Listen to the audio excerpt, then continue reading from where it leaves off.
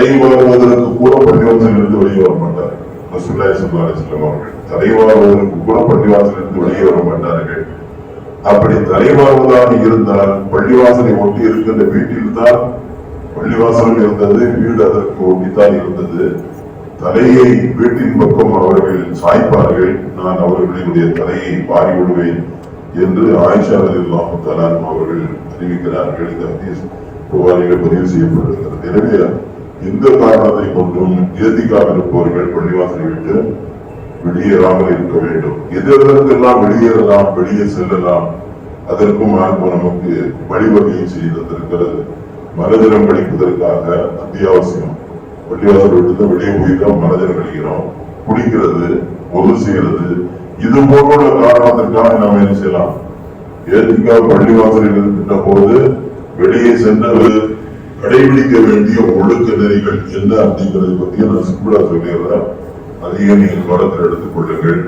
ஏத்திக்காக இருக்கின்ற அந்த சகோதரர்கள் தொழுகை, பரதான தொழுகை, சுன்னத்தான நபிலான தொழுகைகளில் ஈடுபட்டுக் கொண்டு இருக்க வேண்டும்.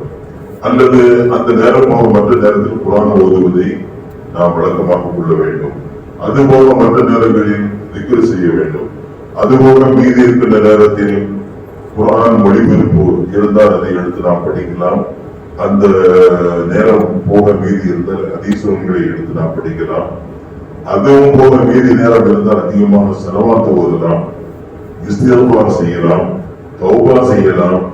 இறைவனிடத்தில் அதிகமாக விடைபொறுக்க தேடி துஆ செய்வது, பிரார்த்தனை செய்வது இன்றியமையானது. பள்ளிவாசலில் அமர்ந்து இந்த கடமைகள் எல்லாம் நாம் செய்து கொண்டே இருக்க வேண்டும். பேசிக்கிட்டே இருக்கிறது மிகப்பெரிய ஆபத்து. தேவையான அளவு மட்டும் தூங்கிக்கலாம். மற்ற நேரங்களில் எல்லாம் இந்த இபாதத்துகளில் நாம் ஈடுபட வேண்டும். செய்யக்கூடாத காரியம் என்ன, இதை நாம் கவனிக்க வேண்டும்.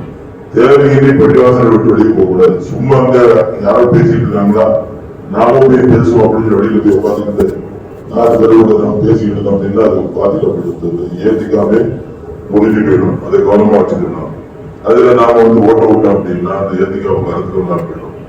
அல்லது ஏதாவது ஒரு பிரச்சனை நாம நம்ம போய் சேர்த்துக்கிட்டு சத்தம் போட்டு இருந்தோம் அப்படின்னா அங்கேயும் பாத்திராயிடும். ஏத்திக்கா பாத்திராயிடும்.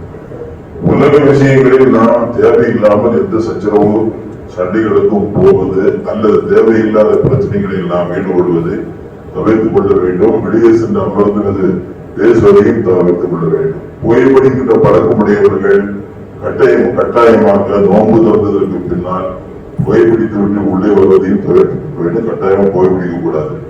விவாதம் புரிவது, சண்டை சச்சரவு செய்வது, பள்ளிவாசலுக்குள்ளே ஏத்திக்காக இருப்பவர்களுக்கு மத்தியிலேயே சண்டை போடுறது, நீ அங்க போ, நீ இங்க போ அப்படின்னு சண்டை போடுறது, சச்சரவு செய்வது, விவாதம் பண்றது, எது சரி எது தவறு இதெல்லாம் வச்சுட்டு பேசுறதுக்கான இடம் பள்ளிவாசல் இல்ல.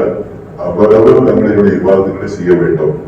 தேவையற்ற பேச்சுக்களை எல்லாம் முற்றிலுமாக தவிர்க்க வேண்டும்.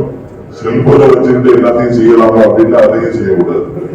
அந்த செல்போனை எல்லாம் கொஞ்சம் ஓரமா வச்சுட்டு தேவையாக எடுத்துக் கொள்ள வேண்டும் என்பதையும் நான் தெரிவித்துக் கொள்கிறேன். அடுத்து ஏத்திகாஃப் முடிந்தால் என்ன செய்யணும்?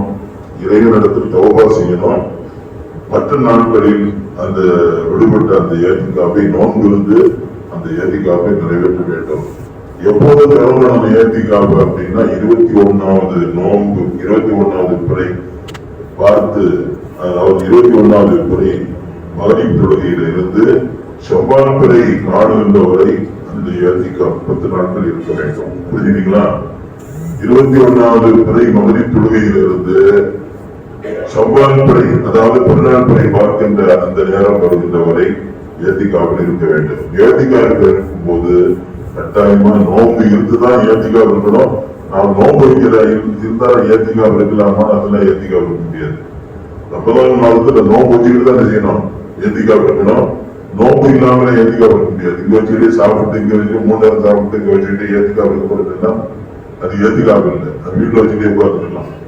ஏத்திகாஃப் இருந்தாலும் செய்யணும், நோன்பு இருந்துதான் ஏத்திகாஃப் இருக்கணும்.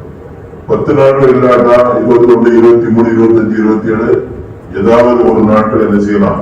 ஏத்திகாஃப் இருக்கலாம். அதுக்கு அனுமதி உண்டு. நபிலான ஏத்திகாஃப் ரொம்ப நல்ல நாட்கள் இருக்கலாம், அல்லது நேரம் கிடைக்கின்ற நேரம் கூட இருக்கலாம். இமாம் ஷாஃபியுடைய கருத்துப்படி பள்ளிவாசலுக்கு எப்போ வரணுமோ அப்போ வந்து ஏத்திகாவுடைய நீயத்தினுடைய அடிப்படையில் உட்கார்ந்தோம் அப்படின்னா அது ஏத்திகாவாக ஆயிடும். ஏத்திகாவுக்கு ஷர்த்து என்ன அப்படிங்கறது நீங்க கவனத்தில் கொள்ளணும். ஏத்திகாவு ஷர்த்து வந்து நீயத் கட்டாயமா நியத்து வைக்கணும். ஏத்திகாவு இருக்க போறோம் அப்படிங்கிற நியத்து வைக்கிறோம். ஏத்திகாவு இருக்கும் போது நியத்து வச்சுட்டு நாம ஏத்திகாவு இருக்க வேண்டியது.